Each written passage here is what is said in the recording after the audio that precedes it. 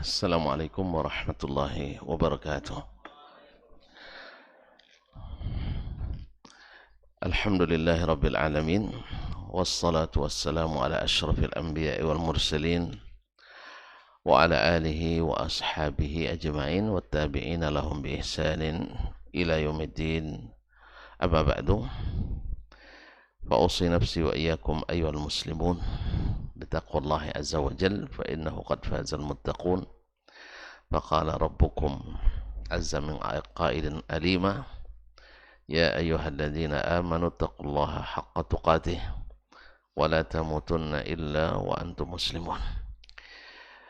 Para hadirin wal hadirat, bapak-bapak dan ibu-ibu, saudara-saudari, alim ulama, cerdik pandai, tokoh adat, tokoh masyarakat, baik yang hadir di Masjid At-Taqwa Indosakinah wal Mawaddah Pekanbaru ataupun yang menyaksikan melalui media dimanapun berada.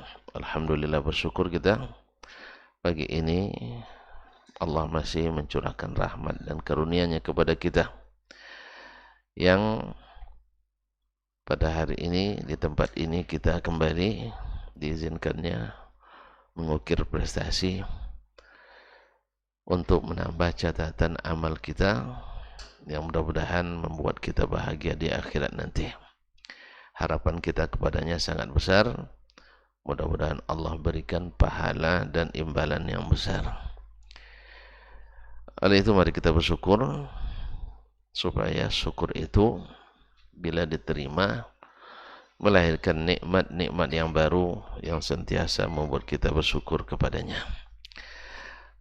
Kaum muslimin, kaum muslimat dirahmati Allah, tentu salawat dan salam sentiasa pula lahir dari hati kita yang paling dalam. Mudah-mudahan juga dengan cinta yang mendalam kepada Nabi kita alaihi salatu wassalam. Jasanya kepada kita sungguh besar, tak terkira, tak terhingga, dan tentu kita berharap mudah-mudahan di akhirat Allah izinkan kita mendapatkan darinya syafaat. Semoga salawat bersambung pula kepada karib kerabat, ahli baitnya, keluarga, istri, anak-anak, dan keturunannya. Ma'asyarul kiram dirahmati Allah subhanahu wa ta'ala, para sahabat dan para tabi'in serta siapapun yang mengikutinya. Kembali kita melanjutkan bersama Imam Al-Bukhari rahimahullah. Selesai pada pertemuan sebelumnya bab tentang islahu zatil bain, bab tentang memperbaiki hubungan antar sesama, hubungan antar sesama. Nah, di antara yang banyak merusak hubungan antar sesama muslim itu adalah tidak berkata jujur. Kita berhubungan baik dengannya tapi tidak berkata jujur, dan dia tentu kalau sudah hubungan baik mesti dia percaya dengan kita. Nah, di saat orang percaya pada kita, kita tidak berkata dan berlaku jujur kepadanya, maka munasabah setelah bab islahu zatil bain, Imam Al-Bukhari menyebutkan babu idza kadzabta li rajulin huwa laka musaddiq. Bab tentang apabila kamu berdusta kepada seseorang sedang dia percaya kepadamu.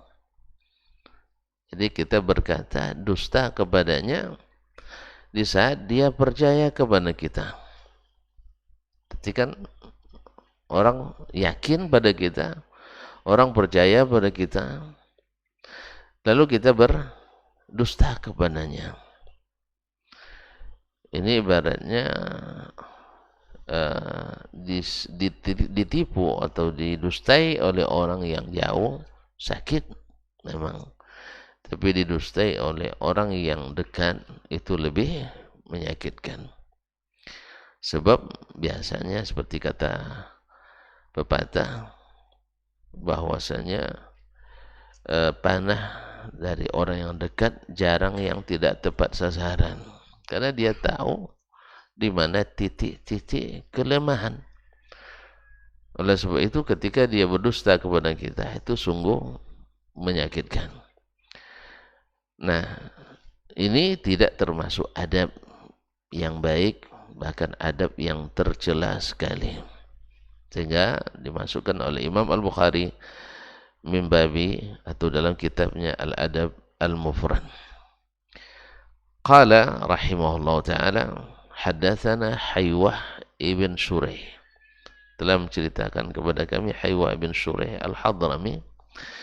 Qala haddatsana Baqiyah, telah menceritakan kepada kami Baqiyah ibnul Walid. Baqiyah ibnul Walid ini adalah mudallis, rawi dhaif, sehingga riwayat ini didhaifkan oleh para ulama. An Dubarata ibn Malik, dari Dubarah ibn Malik. Dikarenakan Dubarah ibn Malik dinisbatkan pada datuknya, dia namanya adalah Dubarah ibn Abdullah ibn Malik. Dubarah ibn Abdullah ibn Malik, tapi sering disebut dengan Dubarah ibn Malik, seperti Ahmad ibn Yunus. Sebenarnya Ahmad ibn Abdullah ibn Yunus al-Misri, tapi selalu disebut dengan Ahmad ibn Yunus. Biasa orang disebutkan ke datuknya biasa. Misalnya Dasman bin Yahya bin Ma'ali, kadang-kadang disebut Dasman Ma'ali. Nah, coba tengok di Facebook nanti, ada Dasman Ma'ali. Ya, padahal Dasman Yahya Ma'ali. Itu sebagai contoh aja. Kadang-kadang disebutkan nama datuk, karena datuk kita adalah ayah kita. Datuk kita adalah ayah kita. Sebagaimana anak-anak kita adalah anak kita. Nah, banatuna abnauna abnauhum abnauna. Anak-anak laki-laki kita, anak mereka anak kita sendiri. Karena namanya berikut kan, namanya dikaitkan. Wa banatuna banuhunna abnaur rijalil ajanibi. Sedangkan anak-anak perempuan itu nisbatnya ke orang lain. Tidak percaya? Nah, coba antum nikahkan anak perempuan antum nanti, nikahkan pula anak laki-laki, lalu punya cucu. Yang disebut nama antum pada yang mana? Cucu dari anak perempuan atau cucu dari anak laki-laki? Cucu dari anak laki-laki. Misalnya nama Syekh, saya lupa namanya Syekh Zarkashi, Syekh Imam Zarkashi, Imam ya. Nah, Syekh Imam Zarkashi punya anak satu namanya Fatimah, lalu yang satu namanya Ali. Ali ketika dinikahkan lahir Hasan, akhirnya namanya Hasan bin Ali bin Zarkashi. Sedangkan Fatimah lalu lahir pula anaknya namanya Husain, tapi namanya Husain bin Fatimah. Enggak, Husain bin anggaplah Dasman misalnya, biar tidak payah-payah cari contoh kan.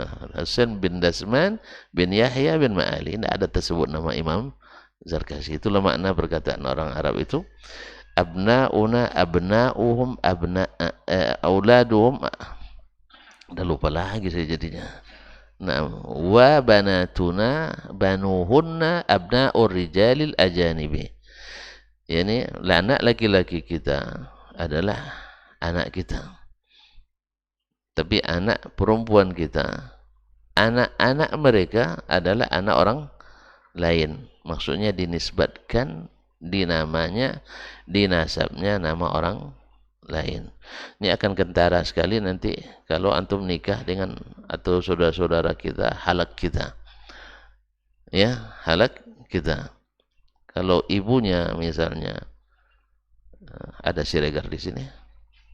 Ibunya Siregar, lalu bapaknya Domo. Nah,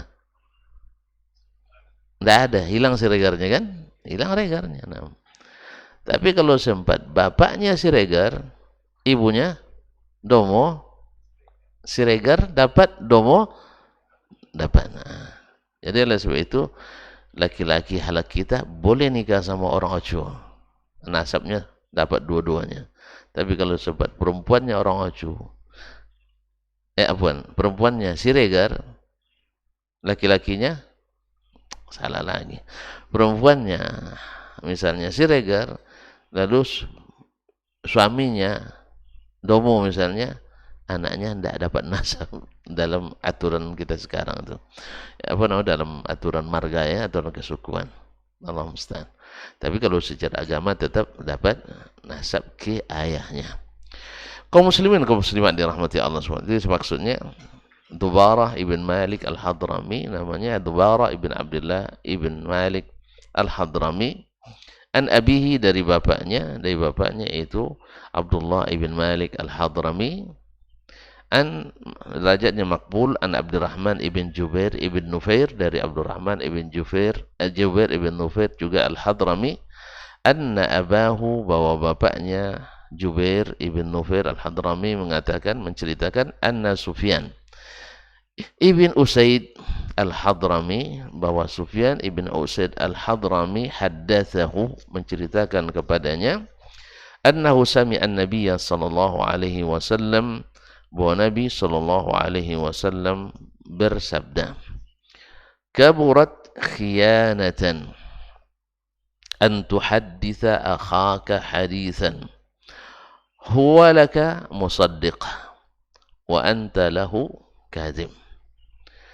Sungguh besar pengkhianatan an tuhadditha akhaka, kamu bercerita kepada saudaramu, hadithan, suatu cerita atau suatu berita, huwa laka musaddiq, dia membenarkanmu, artinya yakin dengan kamu, sudah percaya, sudah mendapatkan kepercayaannya. Orang kalau sudah dapat kepercayaannya, apa saja didengarnya. Nah, wa anta lahu kazib, tapi sayang kamu berbohong.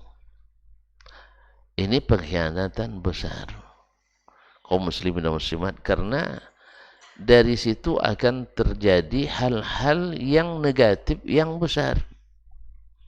Hal-hal yang negatif yang besar. Semakin besar perkara yang terkandung dalam berita tersebut dan itu dusta, semakin besar pula mudarat yang ditimbulkannya, pengkhianatan yang diakibatkannya. Ya, kalau dia dusta dalam masalah agama misalnya, berdusta dalam masalah agama, berapa banyak orang terfitnah oleh dusta ini, sebab orang percaya kepadamu, Baik, kaum muslimin, andainya hadis ini tidak sahih, kan tidak sahih tadi secara sanad, tapi dusta dalam Al-Quran, dalam hadis, semuanya sudah tercap dosa besar, bahkan termasuk urutan dosa besar terbesar, akbarul kabair, yaitu dosa besar yang paling besar, al-isyraku billah wa uququl walidain wa qauluz zur wa qaulu az-zur. Dan sebesar-besar dusta itu adalah dusta atas nama Allah dan Rasul sallallahu alaihi wasallam. Kaum muslimin dan muslimat dirahmati Allah. Nah, yang paling berat itu adalah dusta atas nama Allah dan Rasul sallallahu alaihi wasallam. Nah, kita lalu mendapat tempat di hati umat sebagai ustaz, sebagai ulama, sebagai kiai, sebagai abuya, ustaz, ustazah, ya, syekh dan sebagainya, mufti. Lalu kita ketika berbicara, semua orang manggut itu ngangguk dan manut. Semua orang mengikuti apa yang kita dengar, yang kita ceritakan. Ternyata yang kita ceritakan adalah dusta. Maka mudaratnya berpindah ke semua orang yang kita sampaikan dusta itu. Oleh sebab itu Nabi Allah Subhanahu wa taala menjadikan berdusta atas namanya itu lebih dibencinya daripada syirik itu sendiri. Orang syirik mudaratnya memang tidak diampuni, tetapi dia itu mudaratnya bagi dia sendiri. Tapi kalau dusta atas nama Allah, berarti kan juga tidak diampuni. Kalau tidak taubat kepadanya, sebab mudaratnya meliputi semua orang yang mendengarkan dan mengikuti. Makanya ad-dararul muta'addi, yakni syarrun min ad-darari al-qasir. Sesungguhnya kemudaratan yang berpindah ke orang lain itu lebih berat dari mudarat yang hanya untuk diri sendiri. Itulah sebabnya kenapa orang alim lebih afdal daripada abid. Orang yang berilmu lebih utama dari ahli ibadah. Apa sebab? Ibadahnya untuk dia sendiri, ilmunya untuk dia dan orang lain. Apa yang lebih afdal? Kenapa lebih afdal? Orang yang baik akhlaknya, sedikit ibadahnya. Lebih baik daripada orang yang banyak ibadahnya, buruk akhlaknya. Kenapa? Karena ibadahnya untuk dia sendiri, sedangkan buruk akhlaknya ditanggung oleh orang lain. Ketika ditanya kepada Ma'ruf Al-Karkhi, seorang ahli ibadah dan zuhud di zaman Imam Ahmad rahimahullah, dia kata, ditanyakan, ayyuhuma ahabbu ilaika abidun sayyi'ul khuluq au sayyi'ul khuluq au hasanul khuluq la laysa bi'abid. Mana yang lebih kau sukai? Seorang ahli ibadah tapi akhlaknya buruk, daripada orang yang akhlaknya baik tapi tidak dikenal sebagai ahli ibadah. Ini dicatat, maksudnya ahli ibadah di sini ada, kalau sudah sebut dengan abid, dia tidak cukup dengan ibadah-ibadah wajib saja. Bukan maknanya orang itu baik sekali akhlak tapi tidak sholat, bukan itu maksudnya, tidak sholat wajib. Ini kadang-kadang itulah kita itu, kita yang orang itu baik akhlaknya itu, tapi dia tidak berjilbab, mana baik akhlaknya? Dia mempertontonkan aurat ke sana kemari, mana akhlaknya? Ke Allah dia tidak berakhlak, ke Nabi SAW dia tidak berakhlak. Itu bukan. Maksudnya ahli ibadah yang bukan sekedar yang wajib-wajib, ada kelebihannya di bab itu. Jadi seluruh yang dikatakan misalnya menahan lisan atau menjaga menghilangkan hasad dalam hati, lebih baik daripada salat, puasa dan sebagainya. Maksudnya bukan salat wajib, tapi adalah salat-salat sunnah. Misalnya, innar rajula la yablughu bi husni khuluqihi darajatas sha'imil qa'im. Ya, orang yang baik akhlaknya bisa sampai mendapatkan derajat orang yang suka puasa dan salat malam. Maksudnya bukan salat isya, bukan salat subuh, tapi salat tahajud dan sebagainya. Puasanya bukan puasa Ramadan. Kalau gitu saya baik akhlak aja loh Ustaz, dari Ramadan saya sudah dengan akhlak yang baik ini dah kalah orang puasa, bukan. Jadi mohon dipahami maknanya.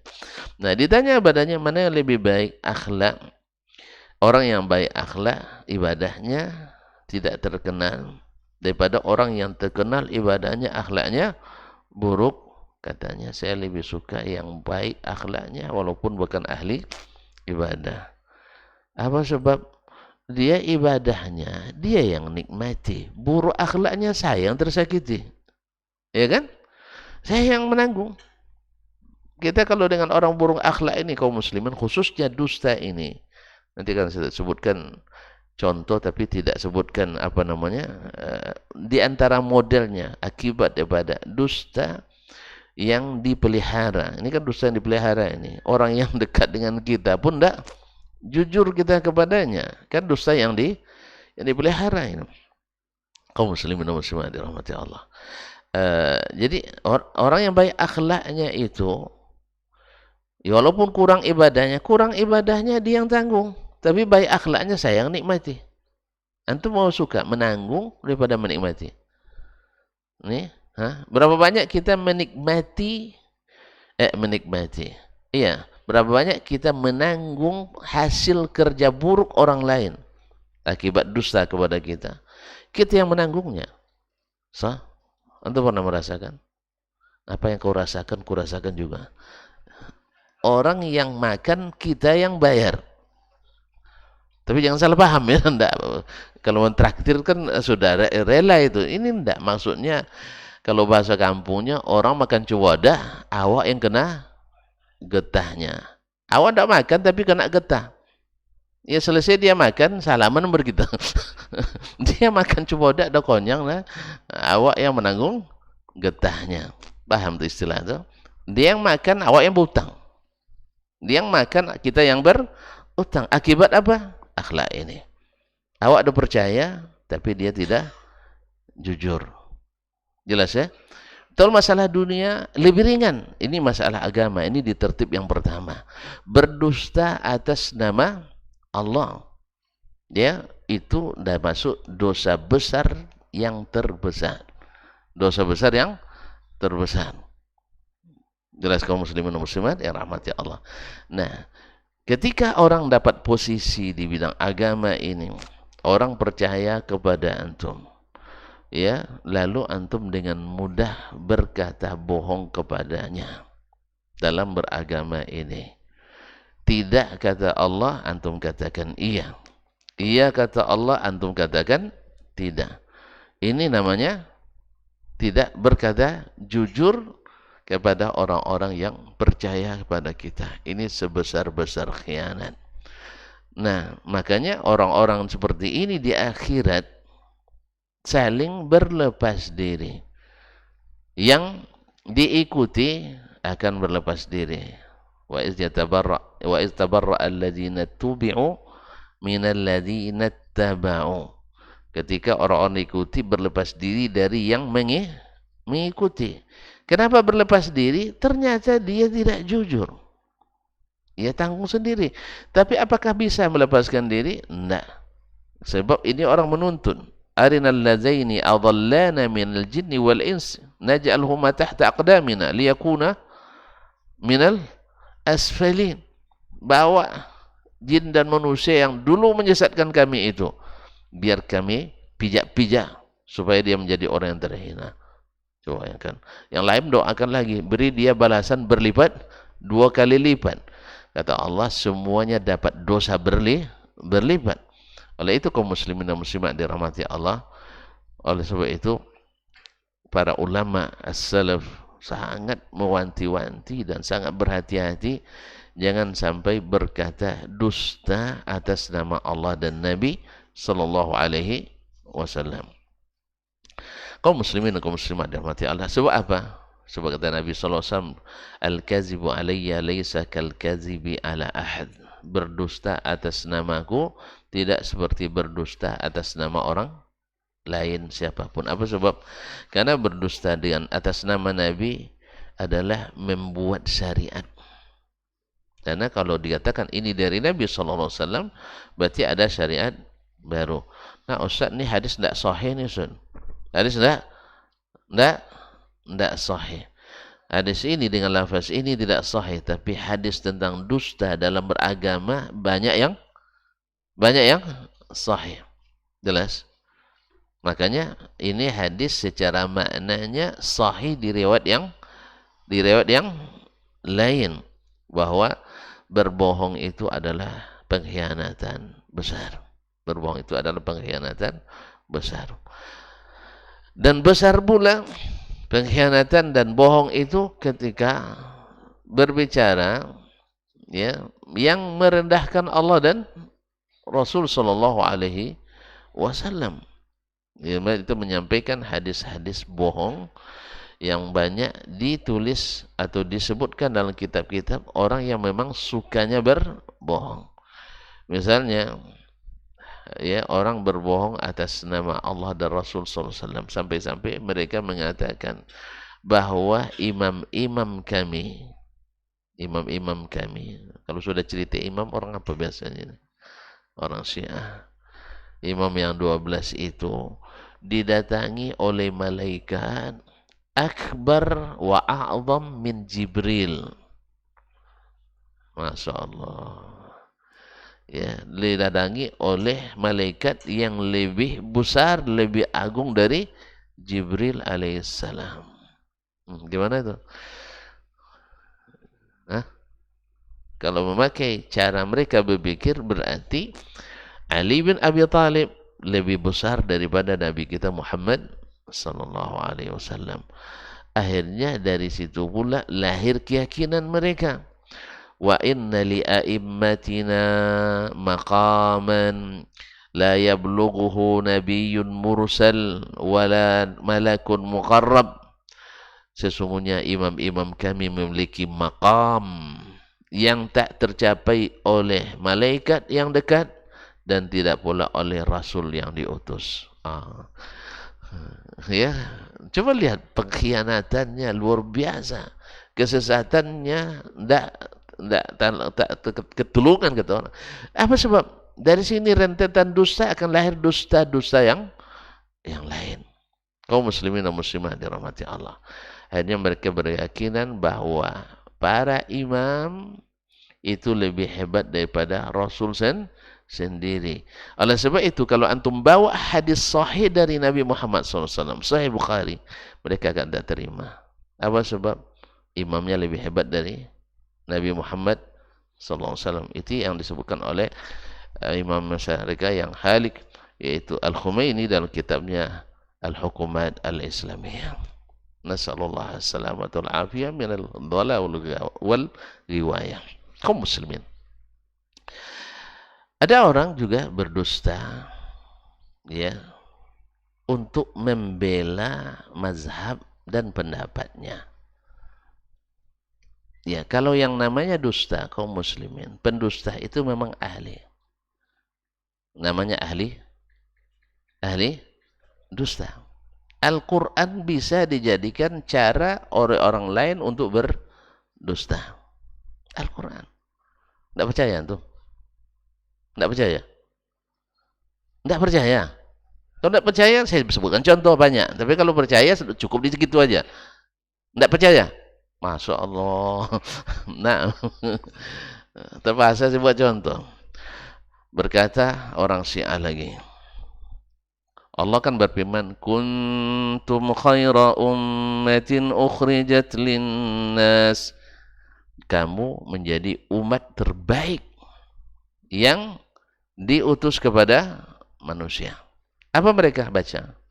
Kuntum khaira a'immatin ukhrijat linnas. Kalian adalah sebaik-baik imam. Jadi maksudnya imam yang 12 ayat yang mutawatir menjadi alat untuk berdusta. Kaum muslimin dan muslimat dirahmati Allah SWT. Dan ayat dan hadis bisa jadi subuhat. Apa contohnya? Tidak percaya juga. Nah, itu saya bikin contoh. Ayat Al-Quranul Karim bisa jadi subuhat bagi orang. Misalnya, banyak contoh. Antum kalau baca dalam kitab kita Ahlil Ahwa wal Bidah akan ditemukan banyak. Misalnya apa? Laisa kamitslihi syai'un wa huwas samiul basir. Tidak ada yang serupa dengannya. Allah Maha mendengar, Maha melihat. Dengan ayat atau sepenggalan ayat laisa kamitslihi syai'un, orang menolak ayat-ayat dan hadis, menolak ayat-ayat dan hadis tentang sifat-sifat Allah. Dengan alasan apa? Dengan alasan yang dikamuflase.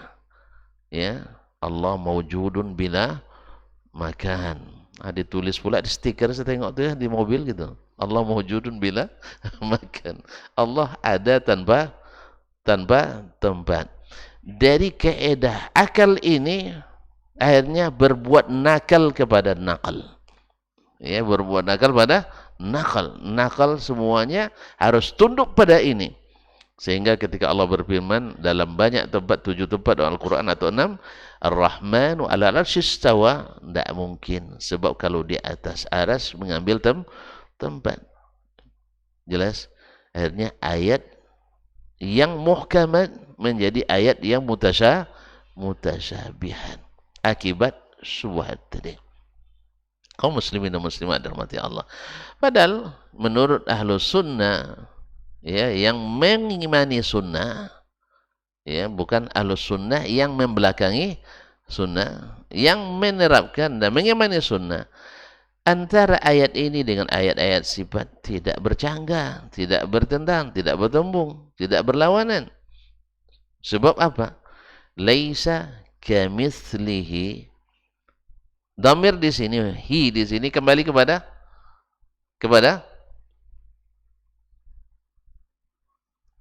Allah. Allah. Laisa kamitslillahi syai'un. Syai'un kembali kepada apa? Kepada makhluk. Sesuatu apapun. Jelas? Jelas? Nah, berbicara tentang zat sama dengan bicara tentang sifat atau sebaliknya. Ketika zat Allah tak ada sama dengan zat manapun, demikian pula tidak ada sifat Allah yang sama dengan sifat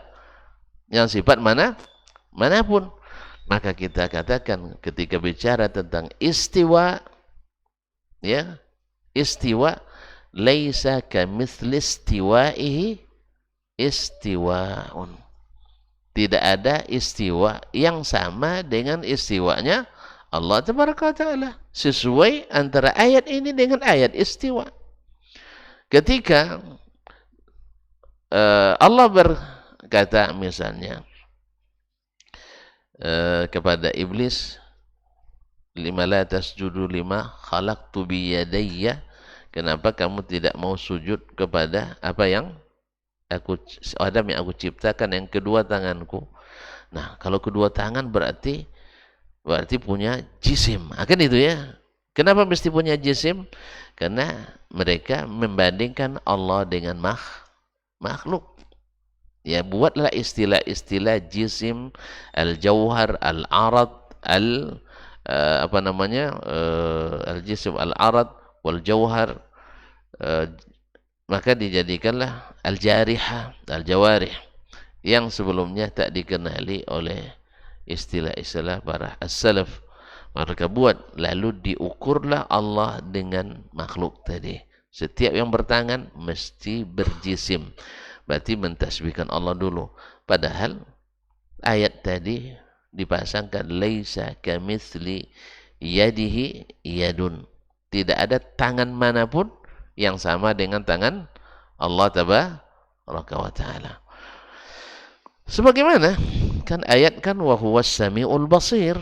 Allah mendengar, makhluk juga mendengar. Buktinya antum paham apa yang saya katakan.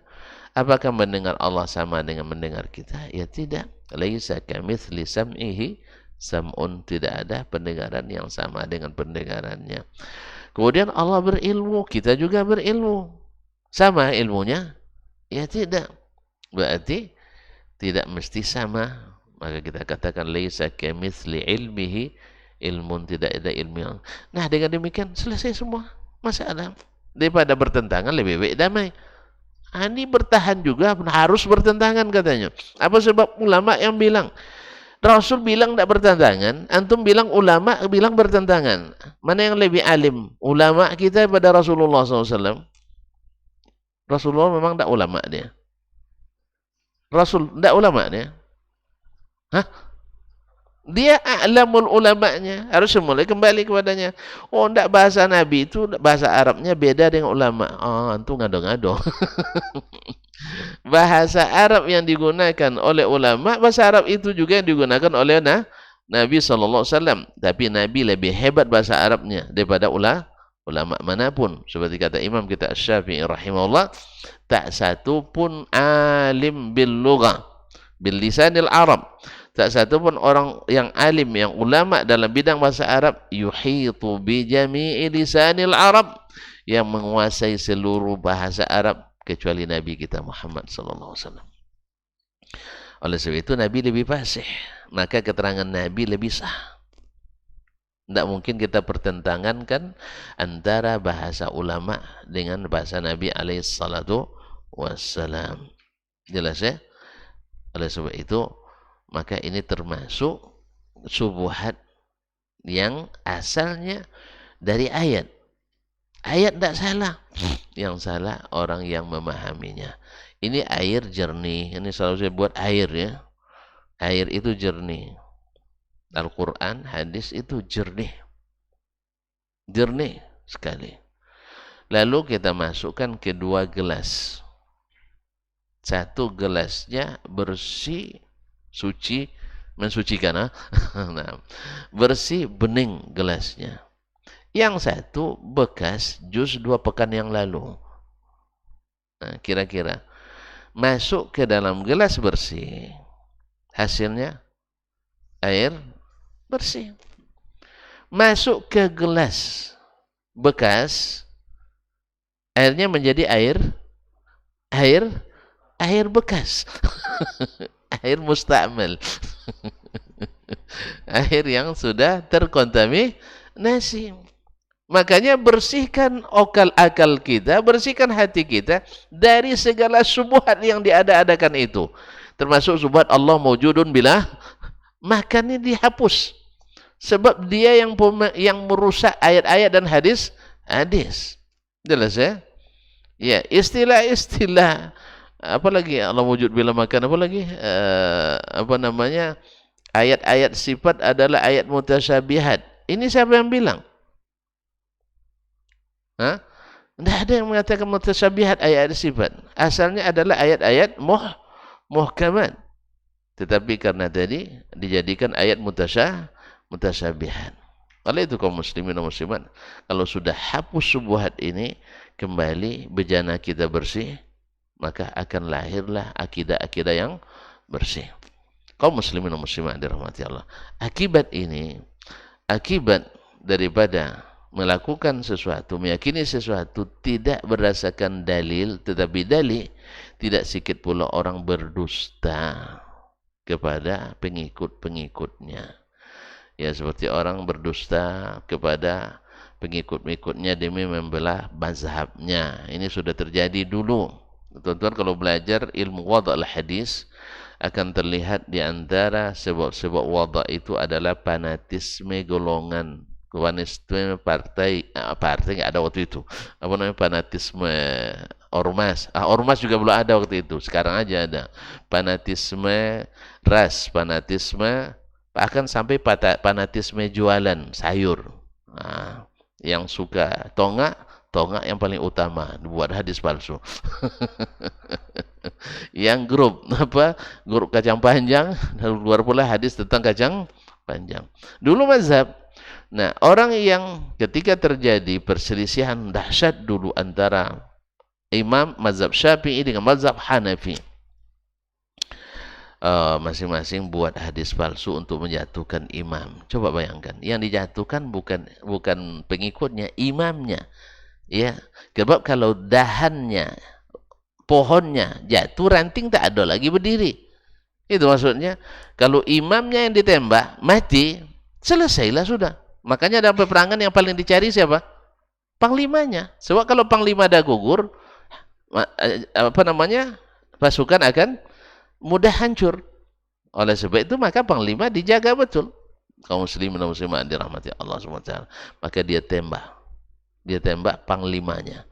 Lalu keluarlah hadis-hadis seperti sayati ala ummati rajulun asyaddu ala ummati min iblis yuqalu lahu Muhammad ibn Idris. Akan lahir ya kepada umatku nanti seorang yang lebih bahaya dari iblis, namanya Muhammad bin Idris. Ya Allah, ini lisan. Ya, semoga dia bertobat sebelum meninggalnya dulu. Kita tidak tahu tak tobat dan dah. Akhirnya dia berbohong untuk menjatuhkan mazhab Imam Asy-Syafi'i. Siapa yang tembaknya? Imam Asy-Syafi'i rahimahullah ta'ala. Kaum muslimin dan muslimat dirahmati Allah. Jadi hilang semua pendapat-pendapat Imam Syafi'i yang kita lihat dalam misal Adabus Syafi'i, Manaqibus Syafi'i, keutamaan Imam Syafi'i, itu tidak ada di matanya sama sekali. Hilang kebaikannya. Apa sebab? Karena mata buta karena hati mati. Tentu yang lain ada pula yang melampau pula di antara pengikut mazhab Hanafi, Syafi'i, tidak rela imamnya dijatuhkan, akhirnya dia buat pula hadis palsu menjatuhkan imam mazhab Hanafi.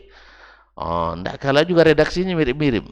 Sayati ala ummati zaman fihi rajulun yuqalu fihi rajulun ashaddu ala ummati minasyaitan yunbazu bi abi Hanifah Nu'man. Akan datang satu zaman kepada umatku, di situ ada seorang laki-laki lebih berbahaya dari syaitan, namanya Abu Hanifah Nu'man. Namanya Imam Abu Hanifah lebih bahaya dari syaitan. Nah, dusta-dusta ahli ahwa wal bidah sampai hari ini masih berlanjut. Sekarang ketika datang Imam Al-Mujaddid Muhammad bin Abdul Wahhab At-Tamimi rahimahullah ta'ala ingin mengembalikan umat dengan hadis-hadis dan ayat-ayat kepada zaman seperti zaman sahabat. Ya, tinggalkan seluruh khurafat, tinggalkan seluruh hawa dan syubhat. Akhirnya mereka perangi habis-habisan. Sampai ada yang berdusta bahwa Syekh Muhammad bin Abdul Wahhab adalah seorang pendusta pula. Coba bayangkan, seorang pendusta. Dustanya kenapa? Dia berdusta menafsirkan perkataan orang tadi, sehingga lahirlah dusta. Orang bisa menafsirkan dusta dengan dusta dia. Mau tahu? Mau tahu? Ya. Dia rakit berdasarkan pemahamannya. Syekh berbicara ketika tafsir ayat ittakhadhu ahbarahum wa ruhbanahum arbaban min dunillah. Min dunillah. Siapa itu? Orang-orang Yahudi dan Nasrani menjadikan para ruhban, para ahbar, yaitu para ulamanya, ruhban dan ahli-ahli ibadahnya. Di Yahudi ulamanya, karena Yahudi itu banyak ulamanya tapi kurang ibadahnya. Ya, ahli, ya. Kalau kita mungkin orang-orang kaum akademisinya, para pemikirnya, berbicara lancar, ilmu tinggi tapi amal kurang. Ya, gampang sekali dideteksi. Pas amal tidak akan terlihat di masjid, tapi cerita tentang agama, masya Allah nomor 1 kalau di forum-forum. Tapi kalau minum masih tangan kiri. Ya, padahal ini profesor, doktor di bidang hadis. Ya, tapi minum tangan kiri. Mustahil dia nggak tahu. Mustahil dia nggak tahu bahwa minum tangan kanan adalah dari sunnah Nabi Shallallahu Alaihi Wasallam. Ini orang-orang tercerdas. Di agama Yahudi banyak dulu, tapi tidak mengamalkan. Pandai mengelak, jurus mengelaknya hebat. Ya, pandai bersilat lidah. Ahbar. Sedangkan agama Nasrani dulu orangnya rajin-rajin beribadah, cuman tak mau menuntut ilmu pula. Akhirnya yang satu dimarahi karena dia tahu tak mau tahu, yang satu sesat. Apa sebab?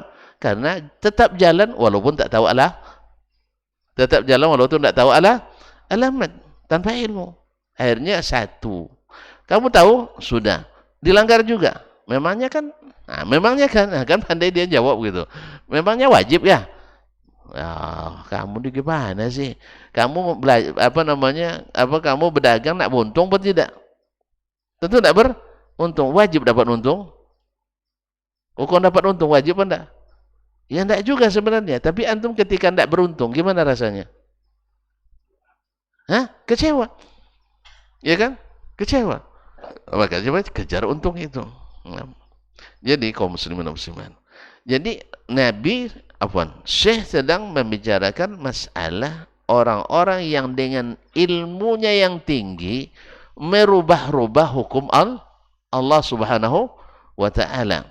Maka Syekh mengatakan, ya, Kelakuan Yahudi yang merubah-rubah hukum Allah itu, itulah dengan alasan fikih yang kita sebut hari ini dengan istilah fikih. Tidak paham tuan. Ini jangan-jangan jadi subhat pula nantinya. Saya ulang kembali. Kan Allah mencela orang-orang Yahudi dan Nasrani yang menjadikan alim ulamanya dan kemudian para ahli ibadahnya sebagai tandingan-tandingan Allah. Kalau menjadikan mereka sebagai tandingan, hukumnya apa? Syirik. Menjadikan tandingan-tandingan selain Allah itu hukumnya syirik.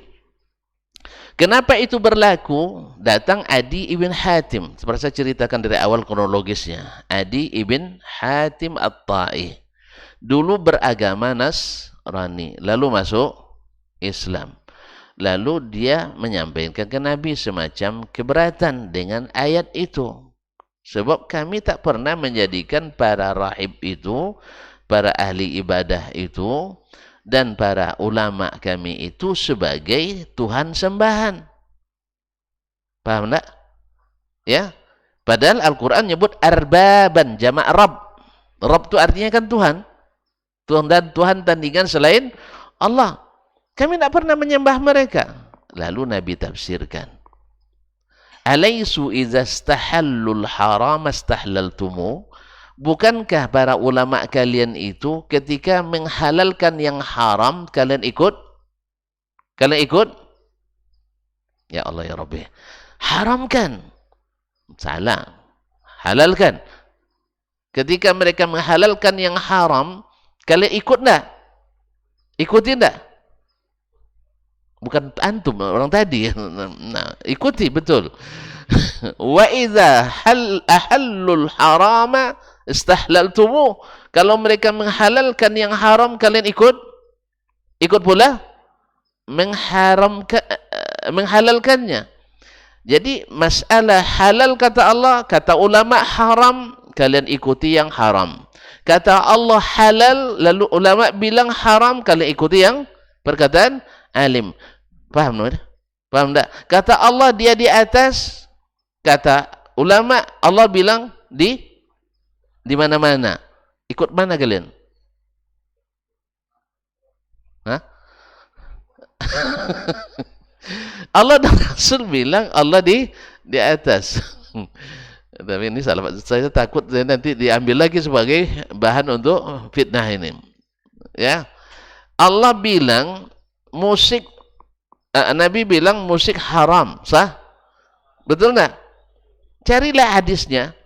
Ada 8 hadis dalam masalah itu, 5 sahih dan hasan, 2 dhaif, 1 palsu. Nah, jadi hadis-hadisnya sahih. Musik dilarang. Lalu antum bilang ada ulama yang mengatakan boleh. Alasannya apa? Kami jadikan bintang-bintang sebagai perhiasan. Apa hubungan musik dengan perhiasan? Allah jamilun yuhibbul jamal. Allah itu indah, suka keindahan. Jadi Allah suka suara indah. Nyanyi adalah suara indah. Kalau gitu Allah suka yang cantik-cantik. Kalau keluar perempuan dengan berhias, berarti cantik. Allah suka yang seperti itu. Tidak paham. Besoklah, pekan depanlah saya jelaskan. Kalau dengan dalil Allah indah, suka yang indah-indah, dah. Lalu antum hias anak gadis antum nanti dengan pakaian secantik-cantiknya, suruh berjalan di luar. Boleh apa enggak? Anda paham rupanya, alhamdulillah. Saya lanjutkan. Ini dalil lain. Memang Allah jadikan bintang-bintang perhiasan. Memang untuk dinikmati. Kalau seandainya datang larangan, jangan kalian lihat, kita tidak lihat. Tapi alhamdulillah enggak ada larangan melihat. Sedangkan musik memang indah. Antum suka enggak? Ngaku aja lah saya. Masa enggak suka antum? Ya, semua kita menyukainya. Kadang-kadang sambil duduk, dah gerak-gerak kaki gitu. Enggak terasa. Oh, sedang baca tafsirnya. Sedang baca tafsir, bunyi musik di tetangga jauh. Karena sebagian masjid mutar musik juga kadang-kadang hanya bila Israel itu kaki tanpa terasa tergerak. Ini kamu itu tandanya antum suka sebenarnya. Cuman karena ada larangan. Indah, betul. Bikin kita lalai malah. Tapi dilarang. Nah, kata Rasul jangan, kata ulama ayo. Antum ikut yang mana? Kan itu kan? Kata Rasul jangan, kata ulama sebagiannya ayo. Nah, yang maksud syekh itu ini, jenis fikih seperti ini yang dimaksudkannya. Ketika Allah membedakan zakat harta, zakat nisab zakat kambing dengan sapi. Nah, Allah Maha tahu. Rasul mengetahui. Sapi berapa berwajib?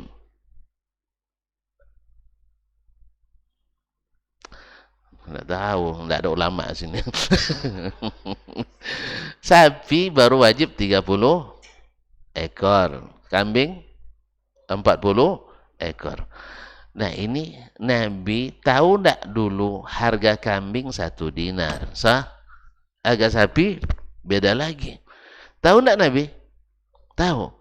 Nah, tiba-tiba datang orang sekarang ahli fikih yang mengatakan ini tidak adil. Kambing 40 ekor harganya 100 juta. Sapi 30 ekor harganya enggak tahu antum, 10 juta kali 30, 300 juta.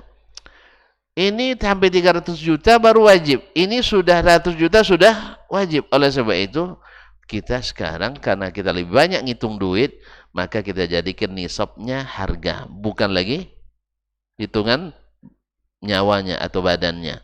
Akhirnya dibuatlah zakat kambing dan sapi sama. Bila nilainya sama 100 juta, wajib zakat. Kira-kira gimana? Ada yang mau bersapi lagi nanti? 10 sudah wajib zakat. Ya akhi, kalau antum ikuti ini fikih yang kata Imam Muhammad bin Abdul Wahab yang disebut dengan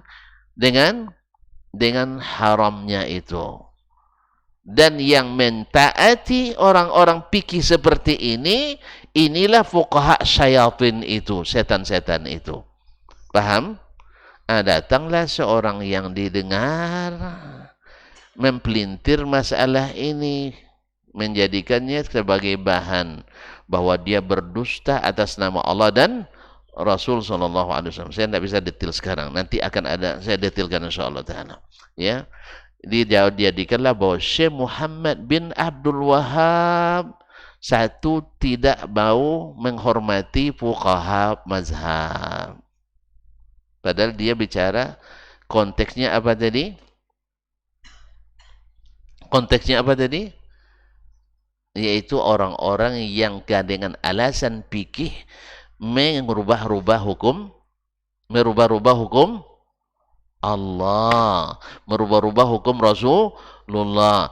Nah, setuju antum diulang yang seperti ini syaitan? Hah? Tidak masuk hadis. Ulang di awal.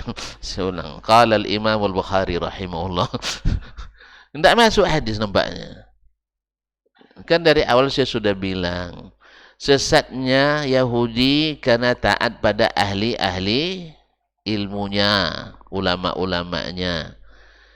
Mereka dengan dulu di dalam mazhab Bani Israel ada nama ilmu fikih? Ada namanya ilmu fikih? Namanya istilah fikih ada. Bacalah dulu sejarah Yahudi. Dengan istilah ilmu fikih dan usul fikih hanya ada dalam Islam. Tetapi yang hakikatnya ada apa tidak? Ada apa enggak? Ada. Mereka memahami nas dengan cara ini, namanya itu fikih dalam istilah kita. Nah, ketika keahlian itu digunakan untuk merubah-rubah hukum Allah atas nama apa tadi? Atas nama fikih, atas nama hukum fikih, kan ya? Saya ulang lagi. Menyamakan nisab zakat hewan sapi dengan kambing atas nama apa tadi? Atas nama fikih. Nah, fikih yang seperti inilah yang disebut oleh imam itu membawa kepada kesyirikan. Jelas? Ah, jadi yang suka berdusta tadi jadikan ini alat untuk mengatakan syekh berdusta. Paham tak? Paham? Akhirnya siapa yang dusta?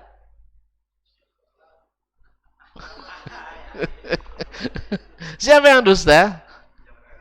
Yang mengarang ini yang mengatakan Syekh Muhammad bin Abdul Wahab berdusta karena konteks beliau bukan menghina ulama fikih, bukan menghina fikih, tetapi fikih tertentu yaitu yang menjadikannya tandingan selain Allah, merubah hukum Allah. Sedangkan fuqaha seperti Imam Malik, Imam Abu Hanifah, Imam Asy-Syafi'i yang selalu berdalil pada Al-Quran dan Sunnah, mengikuti pemahaman as-salafus salih, itu masuk syaitan?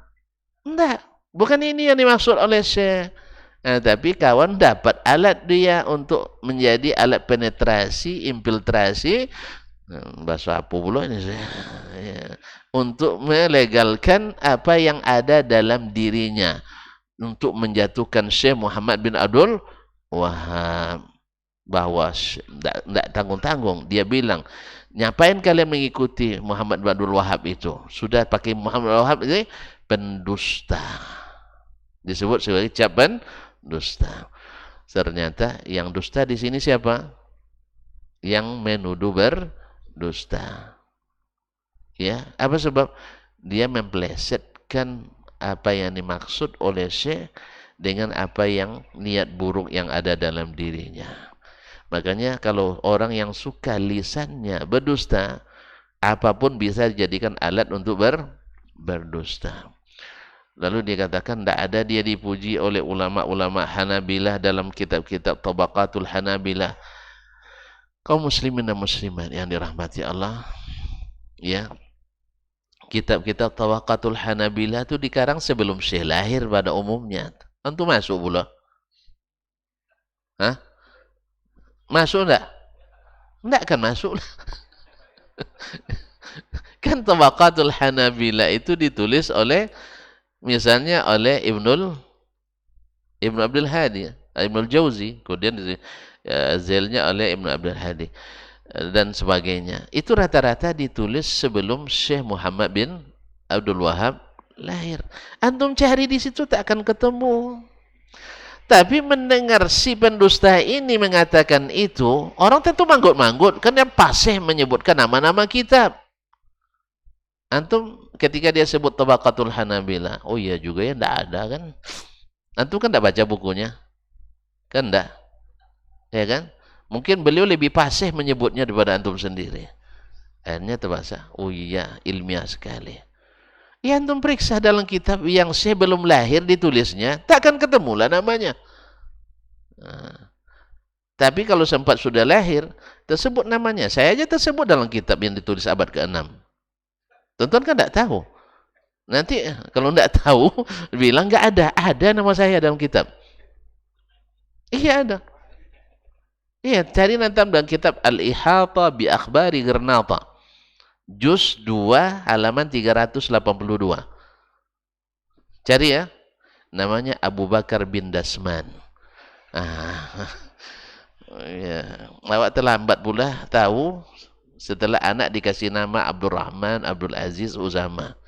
Kalau sempat sebelumnya, ya dah tahu, saya kasih yang pertama Abu Bakar, yang dua Umar. Jadi nanti tersebut lagi Abu Bakar bin Dasman. Yang kedua, orang-orang yang menulis di zaman kita pada umumnya enggan menyebut nama kita kecuali memang murid-murid kita, sah? Ya, antum kan nulis kita kan tak mau nuliskan nama saya masih kan? Lain beda pahamnya nih. Walaupun semazhab Syafi'i. Iya kan? Mohon maaf ini yang menulis misalnya.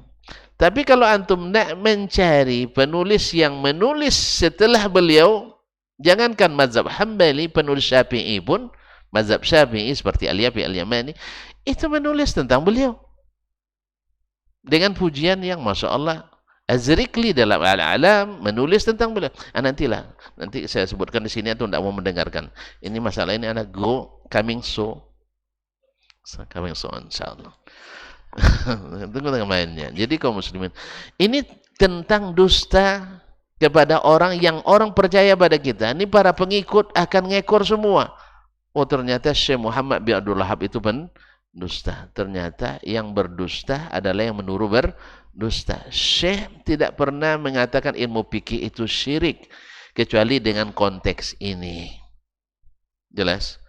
Makanya harus dipahami. Ini kadang-kadang itulah anak nangis nak buat acara ulang tahun. Orang itu semua orang tahun semua. Terus saya tidak pernah ulang tahun, tidak tahu saya. Happy birthday to you. Tidak pernah. Syukurlah. Nangis anak kita. Ayah tak senang kelahiran saya katanya.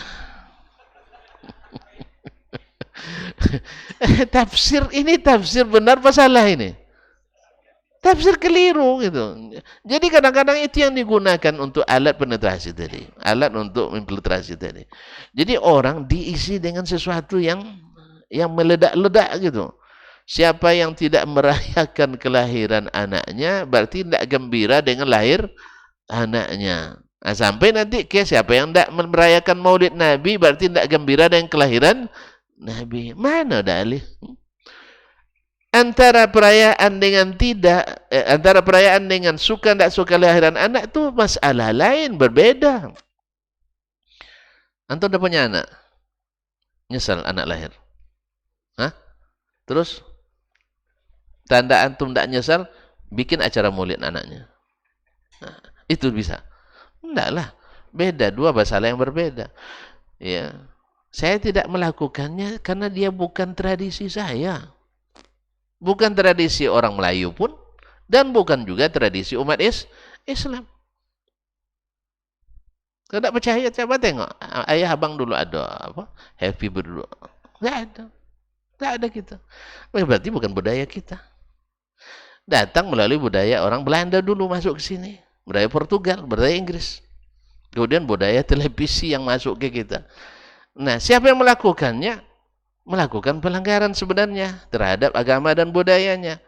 Tapi karena ada yang mengingkari, ustaz-ustaz pun ikut juga. Ya kan? Diubah aja bahasanya dari happy birthday menjadi apa namanya? Barakallahu fi umrik.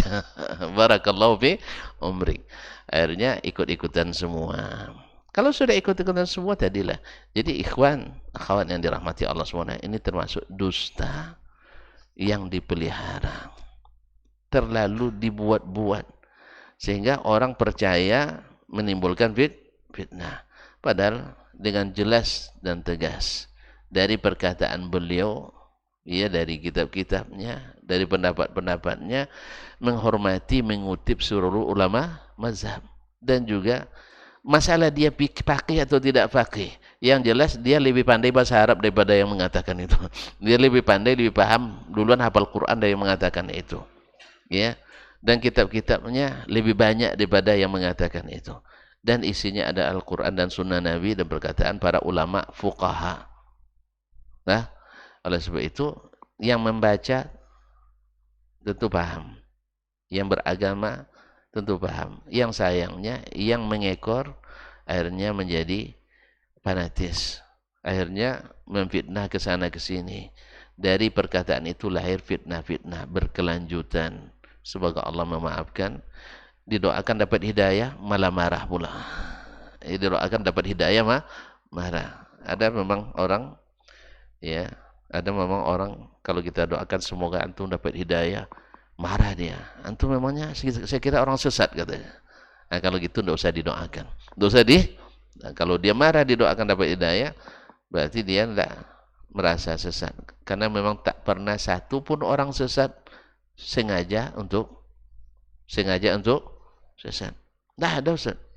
Nawaitu an adillah lillahi ta'ala, enggak ada. Oleh sebab itu seluruh golongan yang sesat akan menganggap orang lain yang tersesat. Karena yang tersesat. Nah, oleh sebab itu maka kata Nabi SAW, balik ke pangkal jalan Al-Quran dan Sunnah. Antum nak tahu seseorang itu, lihat di mauqifnya, cara dia bersikap pada Al-Quran dan Sunnah. Lalu dia katakan, ini perkataan Allah dan Rasul, tapi ulama mengatakan begini. Berarti manhajnya kena ini. Abdullah bin Abbas dulu menyampaikan qala Rasulullah SAW, lalu ada yang bilang, ya Syekh Abu Abbas, ya amna ammi Rasulullah SAW, karena Abu Bakar wa Umar yaqulani kaza. Abu Bakar dan Umar dulu mengatakan begini. Marah besar dia. Saya katakan Rasulullah berkata, kalian bilang dengan qala Abu Bakar dan Umar. Abu Bakar dan Umar orang terbaik sih ya, setelah Rasulullah SAW, tapi perkataannya tidak boleh ditandingkan dengan perkataan Nabi SAW, apalagi Pak Abu Bakar dan Syekh Umar. Makanya ini Rasulullah, ini Allah Subhanahu Wa Taala. Oh tidak, kita harus memahami pemahaman para ulama. Iyalah, memang Nabi tidak ulama lah. Abu Bakar dan Umar tidak ulama lah. Ma'asyarul kiram dirahmati Allah. Mohon maaf terlalu panjang. Tapi sebabnya karena saya agak terlambat datang. Ya itu aja masalahnya. Jadi salahnya saya lagi. Nah, oleh sebab itu saya minta maaf lah. Nah, ya tadi mau berangkat dari Panas ke mobil, tiba-tiba orang komat, salat di sana saya. Sebab di sini tidak pasti juga dapat. Ya, kadang-kadang kan tadi udah bilang, udah sampai di parkir langsung. Kadang-kadang sampai di parkir langsung rukuk kadang kan. Kalau langsung salam salah sendiri tuh mana. Nah, kalau saya kejar mungkin dapat juga tadi. Cuman karena di sana sudah komat, akhirnya kayaknya kurang pas pula. Awak nak mengajar adabul mufrad kan. Tiba-tiba kita melanggar adab. Ini saya salat di sana dulu. Allah musta'an. Terima kasih dan mohon maaf. Wabillahi taufiq wal hidayah. Sebenarnya masih banyak lagi. Bisa tersambung nanti. Ya, insyaallah kita sambung. Kayaknya ada yang masih menggantung nampaknya. Biar tidak salah paham. Tapi insyaallah kesimpulannya bahwa kepercayaan yang orang berikan kepada kita jangan sampai kita khianati, dan sebesar-besar khianat itu adalah berdusta ketika berbicara kepadanya dan dia meyakini kita benar. Wallahu musta'an wa alaihi tuklan. Wallahu ta'ala alam wa sallallahu ala nabiyyina Muhammad wasallam wa subhanakallahumma bihamdik asyhadu an la ilaha illa anta astaghfiruka wa atubu ilaik. Wassalamualaikum warahmatullahi wabarakatuh.